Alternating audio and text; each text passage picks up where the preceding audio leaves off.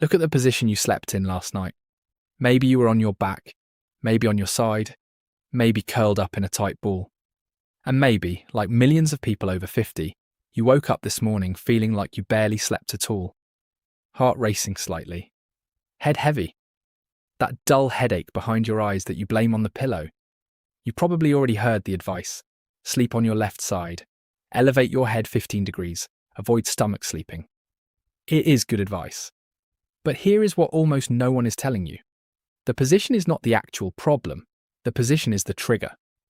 The real problem is happening 6 inches lower, in a single nerve, that controls whether your body recovers overnight or quietly destroys itself in the dark. I'm Dr. James. I've spent 15 years studying how the body fails quietly, system by system, before anyone notices. And what I'm about to walk you through is one of the most under-recognized drivers of nighttime cardiovascular decline in adults over 50. Let me give you something concrete right at the start. A landmark study published in the journal Stroke, following 653 adults for more than 6 years, found that people with reduced nighttime heart rate variability had significantly higher rates of subsequent stroke. Heart rate variability is the direct measure of how well your vagus nerve is functioning.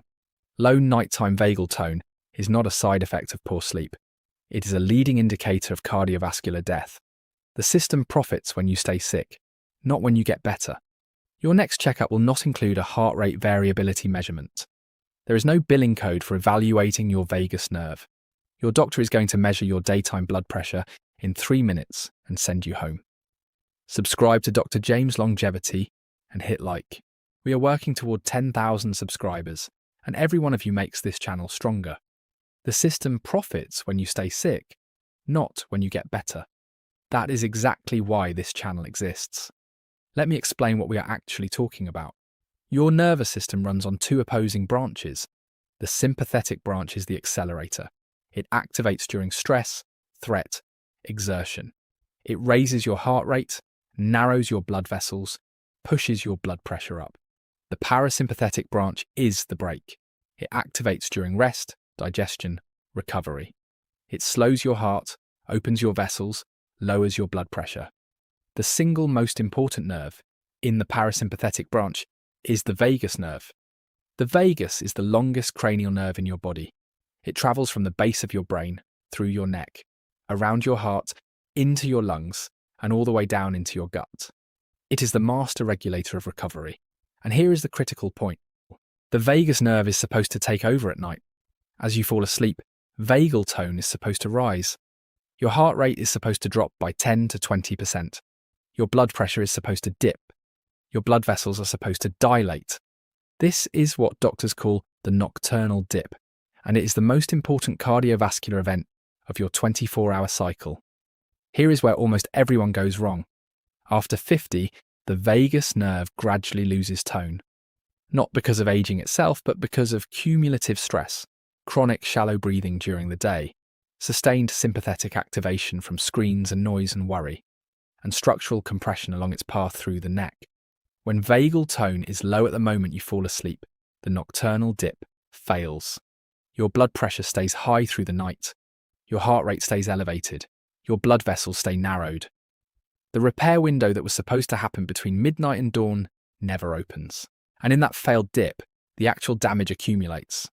A 2021 study in the Journal of Clinical Hypertension followed 900 adults for 21 years and found that high nighttime pulse pressure independently predicted cardiovascular mortality, doubling the risk in some subgroups. That number is not from your daytime reading. It is what your cardiovascular system was doing while you were unconscious. And the position of your body at that moment, your left side, your right side, your back, only matters because of how it interacts with your vagus nerve. Before I go further, I need to name the symptoms that mean you stop watching and call a doctor today. Sudden one-sided weakness or numbness on waking, slurred speech that came on overnight, severe sudden headache, worse than any you have ever had, a drooping face that was not there yesterday, sudden vision loss. Any one of those is an emergency. Stop watching and make the call. If what you have instead is morning fatigue that no amount of sleep fixes, blood pressure that stays high overnight, a heart that races when you wake, brain fog through the morning, or vague chest pressure that comes and goes, that is exactly what I'm about to explain. Now let me walk you through the 5 vagal failure points happening in your bedroom right now. The first failure point is mouth breathing. If you wake up with a dry mouth, if your partner tells you that you snore, if your lips are cracked in the morning, you are mouth breathing while you sleep. And mouth breathing during sleep is one of the most powerful suppressors of vagal tone we know. When you breathe through your nose, the air passes over a vast surface of nasal tissue that produces nitric oxide. Nitric oxide is a signaling molecule that dilates your blood vessels, lowers your blood pressure, and supports the parasympathetic system. A study published in the American Journal of Respiratory and Critical Care Medicine found that people with obstructive sleep apnea, almost all of whom are mouth breathers at night, had nitric oxide levels almost 40% lower than healthy controls. When you breathe through your mouth, you bypass that production entirely. You also dry out your airway, increase your snoring, and trigger micro-arousals that fragment your sleep and prevent the vagus from ever fully taking over. The position of your body has no effect on this if your mouth is open. The second failure point is shallow chest breathing. Many adults over 50 have been chest breathers for decades. They breathe high in the lungs, with their shoulders rising on each inhale, never engaging the diaphragm fully. Chest breathing is sympathetic breathing. It signals threat to your nervous system. It keeps your heart rate elevated and your vagal tone suppressed. Slow, deep diaphragmatic breathing is the single most direct way to activate the vagus nerve. Research consistently shows that breathing at 6 breaths per minute, with longer exhales than inhales, dramatically increases parasympathetic activation. If you go to bed already in chest breathing mode, no sleeping position will rescue you. The third failure point is the timing of your blue light exposure. Light hitting your eyes after sunset suppresses melatonin and keeps the sympathetic nervous system active. But the deeper issue is that screen use in the 2 hours before bed locks you in beta brainwave activity, the high-frequency rhythm of stress and alertness. Your nervous system cannot switch into vagal dominance while your brain is firing beta waves. You go to bed with your body in bed, but your nervous system still at the office. The fourth failure point is the temperature of your bedroom. Your core body temperature is supposed to drop by about 1 to 2 degrees Fahrenheit during the night. This temperature drop is essential to deep sleep, which is when vagal tone peaks. A bedroom that is too warm, above 68 degrees Fahrenheit, prevents that drop. Your sympathetic nervous system stays partially activated, trying to dump heat through your skin. Vagal dominance never establishes. The position of your body does not matter if your nervous system thinks it is still in the middle of the afternoon. The fifth failure point is alcohol within 4 hours of sleep. Alcohol creates the illusion of relaxation. It feels parasympathetic, but it is actually a powerful sympathetic activator once it begins metabolizing in your system. 2 to 3 hours after a drink, your heart rate rises, your blood pressure climbs, your sleep becomes fragmented. You sleep through it because alcohol is sedating, but your vagus nerve never takes over. You wake at 3 or 4 in the morning, heart hammering, and you call it a vivid dream. It was not. It was your sympathetic nervous system staging a full rebellion against the parasympathetic recovery you were supposed to be having. Consider someone I'll call Margaret, 68 years old, retired schoolteacher, sharp alert, no diabetes, no diagnosed heart disease. She had been sleeping on her left side for 2 years after reading the same advice you have probably heard. She had elevated her bed 15 degrees. She had moved to one contoured pillow. She had done everything right by the conventional position rules, and she still woke up exhausted every single morning. Her morning blood pressure was running 15 points higher than her evening readings. Her resting heart rate had crept up from 65 to 78 over 3 years. Her primary care doctor told her to add another medication. When she sat across from me, I did not ask about her position. I asked about her breathing. Did she snore? Yes, occasionally. Did she wake with a dry mouth? Yes, every morning. Did she watch the news on her tablet until lights out? Yes. Did she have a glass of wine with dinner? 2, most nights, around 8 o'clock. Her bedroom temperature? 73 degrees because her husband ran cold. Her position was perfect. Her vagal environment was a disaster. 5 different factors were keeping her sympathetic nervous system activated all night, and the perfect left side position was completely powerless against them. Margaret worked through the protocol I'm about to describe for 8 weeks, Morning blood pressure dropped 12 points. Resting heart rate returned to 68. Morning fatigue resolved within 3 weeks. Her cardiologist asked what medication change had been made. None had been. The change was upstream. The change was in her vagus. How old are you right now? Drop your decade in the comments. Your 50s, 60s, 70s. That tells me exactly who this channel is reaching and which protocols to prioritize next.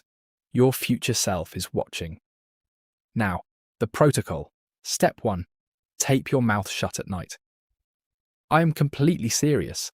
Mouth taping. With a small piece of medical-grade paper tape across the center of your lips forces nasal breathing for the entire night.